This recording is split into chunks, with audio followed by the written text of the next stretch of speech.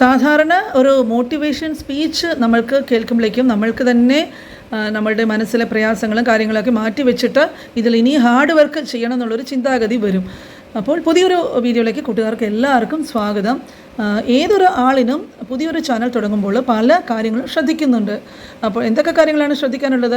Sub കിട്ടിയില്ല, അവരെന്താ പലതും ഇങ്ങനെ ആലോചിച്ചിട്ട് ടെൻഷൻ ആയിക്കൊണ്ടേയിരിക്കും, വ്യൂസ് കിട്ടുന്നില്ല, അങ്ങനെ വാച്ച് അവേഴ്സ് കയറുന്നില്ല.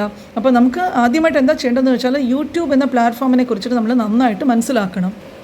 അപ്പോൾ നമ്മൾ ചാനൽ തുടങ്ങുമ്പോഴേക്കും ആദ്യമേ തന്നെ സബ് കൂടണമെന്നോ വ്യൂസ് കൂടണമെന്നോ ഒന്നും ചിന്തിച്ചിട്ട് ഒരു കാര്യമില്ല. നമ്മൾക്ക് നമ്മുടെ പണി ചെയ്യാം.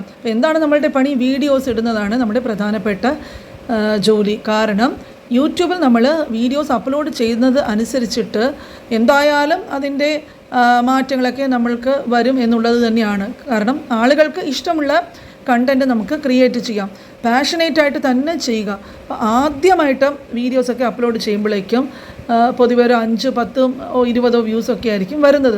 നമ്മൾ പ്രവർത്തിച്ചു കൊണ്ടേയിരിക്കുക, നമ്മൾ ഉറപ്പായിട്ടും വിജയിക്കും. കാരണം വിജയിച്ചവരുടെ ഹിസ്റ്ററിയെക്കുറിച്ച് നമ്മൾ മനസ്സിലാക്കണം. യൂട്യൂബിൽ മുമ്പോട്ട് പോകാനായിട്ട് ഡെയിലി വീഡിയോസ് അപ്ലോഡ് ചെയ്യുന്നത് ആണ് പ്രധാനപ്പെട്ട വഴി. ഇന്ന് മില്യൺസ് ഓഫ് വ്യൂസ് കിട്ടുന്ന യൂട്യൂബേഴ്സിനൊക്കെ തന്നെയും തുടക്കത്തിൽ 10, 20 വ്യൂസൊക്കെ ഉണ്ടായിരുന്നുള്ളൂ. പിന്നീട് അടുത്ത കാര്യം എന്താണെന്ന് വെച്ചാൽ, ഇപ്പോൾ യൂട്യൂബിൽ പാഷന് വേണ്ടിയിട്ടാണോ വീഡിയോസ് ഇടുന്നത്, ഇല്ല ക്യാഷിന് വേണ്ടിയിട്ടാണോ ഇടുന്നത്?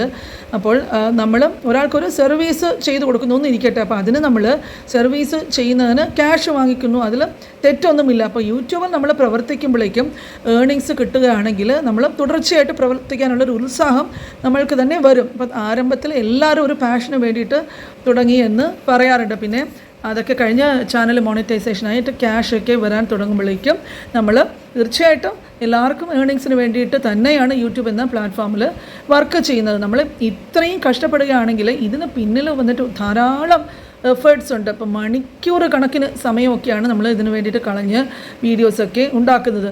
ചിലർക്കൊക്കെ ആണെങ്കിൽ ഈ രാത്രിയിൽ ഉറക്കം തന്നെ ഇല്ല. ശരിയാണ്, അവരെന്താ ചെയ്യുന്നത്? വീഡിയോസൊക്കെ എഡിറ്റ് ചെയ്യണം, പിന്നെ അതിനെക്കുറിച്ച് ആലോചിച്ച് എങ്ങനെ ചെയ്യണം, എന്തായിരിക്കും ആളുകൾക്ക് ഇഷ്ടം, നമ്മൾ അടുത്ത വീഡിയോസ് ചെയ്യേണ്ടത് എന്തിനെ പറ്റിയാണ്, ഇങ്ങനെയൊക്കെ ചിന്തിച്ചുകൊണ്ടേ ഇരിക്കും. യൂട്യൂബ് ഒരു പ്ലാറ്റ്ഫോമാണ്. അപ്പോൾ അതിൽ നമ്മൾക്കൊരു അടിത്തറ പാകണമെങ്കിൽ ഒരുപാട് വർക്ക് ചെയ്യുമ്പോൾ അതിൻ്റേതായിട്ടുള്ള എഫേർട്ട് അനുസരിച്ചിട്ടാണ് നമ്മളിത് ചെയ്യുന്നത്. വർക്ക് ചെയ്യുമ്പോൾ ഉറപ്പായിട്ടും അതിൻ്റെ കഷ്ടപ്പാടില്ലാതെ വരില്ല. അപ്പോൾ പാഷൻ്റെ കൂടെ ക്യാഷ് കൂടി ആണെങ്കിലേ നമ്മൾക്ക് യൂട്യൂബിൽ മുമ്പോട്ട് കൊണ്ടുപോകാനായിട്ട് പറ്റുകയുള്ളൂ. യൂട്യൂബിൽ വിജയിക്കാൻ എന്തൊക്കെ ടിപ്സാണ് ഉള്ളത്? നമ്മൾ ഒരാളുടെ പിന്നാലെ പോയിട്ട് എൻ്റെ വീഡിയോ കാണൂ എന്ന് പറഞ്ഞു പോകുന്നതുകൊണ്ട് യാതൊരു പ്രയോജനവും ഇല്ല. അതിലൊരിക്കലും വിജയമുണ്ടാകില്ല. മറ്റൊരാൾ തിരഞ്ഞെടുക്കാത്ത ഒരു വഴി നമ്മൾ തിരഞ്ഞെടുക്കുമ്പോൾ തന്നെ 50% നമ്മൾ വിജയിച്ചതായിട്ട് പറയാം.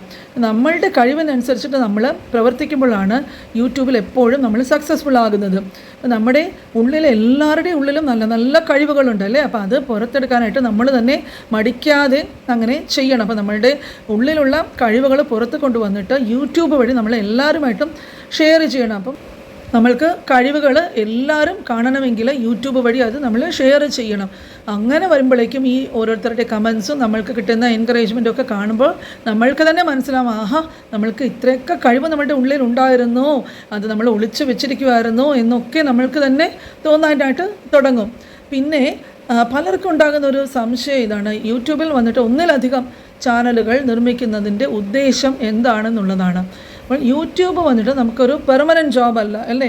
എപ്പോഴും യൂട്യൂബിൽ നമ്മുടെ ചാനൽ എടുത്ത് കളയാനായിട്ടുള്ള അധികാരമുണ്ട്.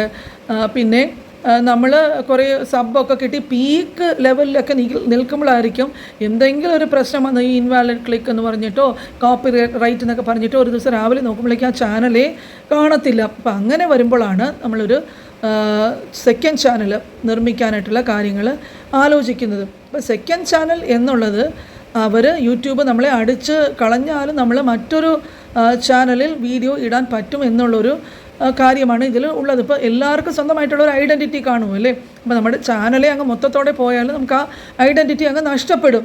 ഇപ്പോൾ അങ്ങനെ ആ ചാനൽ നഷ്ടപ്പെട്ട് പോയാൽ നമ്മൾക്ക് നമ്മളെ അറിയാവുന്നവർ ആരുമില്ല, ഒന്നുമില്ല. നമ്മൾക്ക് പിന്നെ 1-0 നിന്ന് നമുക്ക് ആരംഭിക്കേണ്ടി വരും. അപ്പം അത് ആദ്യം തൊട്ട് തന്നെ തുടങ്ങിയിട്ട് ഇത്രയും സബ്സ്ക്രൈബേഴ്സിനെയൊക്കെ കൊണ്ടുവരുന്നതും ഇങ്ങനത്തെ കാര്യങ്ങളൊക്കെ നമുക്ക് ചിന്തിക്കാൻ പറ്റാത്തത്ര അധ്വാനം ചെയ്തിട്ടാണ് നമ്മൾ ആദ്യത്തെ ചാനൽ ഇത്രയും ഉയർത്തിക്കൊണ്ടുവന്നിരുന്നത്.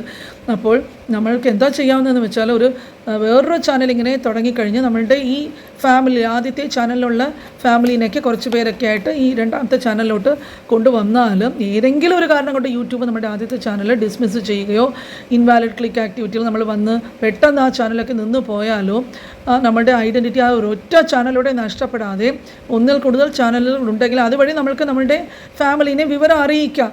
അപ്പോൾ അങ്ങനെ ഉള്ള ഒരു കാര്യം വന്നിട്ട് നമ്മളുടെ വളർന്ന് വരുന്ന ഈ ചാനലുകാർക്ക് പ്രത്യേകം നമ്മൾ സൂക്ഷിക്കേണ്ട ഒരു കാര്യമാണ്. കാരണം ഇത് പെർമനൻ്റ് ആയിട്ടുള്ളൊരു ജോലിയല്ല ഈ യൂട്യൂബ് എന്ന് പറയുന്നത്. അപ്പോൾ അത് എപ്പോഴും നമ്മളൊരു ത്രാസിൽ ഇങ്ങനെ തൂങ്ങിക്കിടക്കുന്ന പോലെയാണ് നമ്മളുടെ ഭാവി ഇതിൽ. അപ്പോൾ നമ്മൾ എന്തൊക്കെയാലും വളരെ സൂക്ഷിച്ച് തന്നെയായിരിക്കും പോകുന്നത്, ഓരോന്നും ആലോചിച്ചിട്ടൊക്കെ തന്നെയായിരിക്കും ചെയ്യുന്നത്. അപ്പോൾ നമ്മൾക്ക് ഈ ഓർക്കാത്ത ഒരു ദിശയിൽ നിന്നായിരിക്കും നമ്മൾക്ക് ഒരു അമ്പ് എയ്ത് നമ്മളുടെ ഇത് തന്നെ തകർന്ന് വീഴാനുള്ളൊരു കാര്യം അവിടെ നടക്കുന്നത്. അപ്പോൾ നമ്മൾ ഈ ഷോക്ക്ഡായിട്ട് എന്താ ചെയ്യേണ്ടതെന്ന് അറിയാതെ നിൽക്കുന്നതിനേക്കാളും ഈ വേറൊരു ചാനലും കൂടെ നമുക്ക് ആ സൈഡായിട്ട് ഉണ്ടെങ്കിൽ അത് വലുതായിട്ടൊന്ന് ആക്റ്റീവ് അല്ലാതെ കൊണ്ടുപോയാലും നമ്മുടെ ഫാമിലിയൊക്കെ നമ്മളെ തേടി അങ്ങോട്ട് വരുമ്പോഴേക്കും നമുക്ക് ഇന്ന പോലെ സംഭവിച്ചു, ഈ കാരണം കൊണ്ട് നമ്മുടെ ആദ്യത്തെ ചാനൽ പോയി എന്ന് പറഞ്ഞാൽ അവർ തന്നെ നമ്മളോട് നമ്മുടെ കഷ്ടപ്പാട് പ്രയത്നങ്ങളും ഒക്കെ അറിയാവുന്നവരല്ലേ നമ്മുടെ ഫാമിലി മെമ്പേഴ്സ്. അപ്പോൾ ഏറ്റവും വലിയ ശക്തിയാണ് നമ്മുടെ ഫാമിലി മെമ്പേഴ്സ് നമ്മൾക്ക് തരുന്ന സപ്പോർട്ടല്ലേ. അപ്പോൾ അവർ വിചാരിച്ചാൽ നിഷ്പ്രയാസം തന്നെ നമ്മൾക്ക് ആ രണ്ടാമത്തെ ചാനലും പുഷ്പം പോലെ മുകളിലോട്ട് ഉയർത്തിക്കൊണ്ടുവരാനായിട്ട് സാധിക്കും. അപ്പോൾ അതിന് വേറൊന്നും വേണ്ട, നമ്മുടെ ഈ ഒറ്റക്കെട്ടായിട്ടുള്ള നമ്മുടെ ഫാമിലി സഹായിച്ചാൽ മാത്രം മതിയാകും. അപ്പോൾ ഇങ്ങനത്തെ പ്രധാനപ്പെട്ട കാര്യങ്ങൾ പലതും നമ്മൾ ചിന്തിച്ചിട്ടും ആലോചിച്ചിട്ടും വേണം നമ്മൾ യൂട്യൂബിലോട്ട് ഇറങ്ങാനും അതിൽ വർക്ക് ചെയ്യാനായിട്ടും. അപ്പോൾ ഇന്നത്തെ വീഡിയോസ്, അതായത് സാധാരണ ഈ സംഭവിക്കാൻ പറ്റുന്ന സാധ്യതയുള്ള പല കാര്യങ്ങളുമാണ് ഞാൻ ഈ പല ടോപ്പിക്സായിട്ട് യൂട്യൂബിൽ നിങ്ങളുമായിട്ടൊക്കെ ഷെയർ ചെയ്യുന്നത്. പ്രത്യേകിച്ച് പുതിയതായിട്ട് വന്നവർക്കൊക്കെ ഇതിനെക്കുറിച്ചിട്ടുള്ള വലിയ ധാരണയൊന്നും ഉണ്ടാവാറില്ലല്ലോ. അപ്പോൾ വീഡിയോ ഇഷ്ടപ്പെട്ടിട്ടുണ്ടെങ്കിൽ തീർച്ചയായിട്ടും ലൈക്ക് ചെയ്യുക. ഇതുവരെയും സബ്സ്ക്രൈബ് ചെയ്തിട്ടില്ലാത്തവർ സബ്സ്ക്രൈബ് ചെയ്യുക, ഫ്രണ്ട്സിനോട് ഷെയർ ചെയ്യുക. മറക്കാതെ എല്ലാ ദിവസവും രാവിലെ 9 മണിക്ക് ഞാൻ നിങ്ങളുടെ കൂടെ വരുന്നതായിരിക്കും ഓരോ പുതിയ വീഡിയോസുമായിട്ട്. അപ്പോൾ അതുവരെ എല്ലാവർക്കും ബൈ.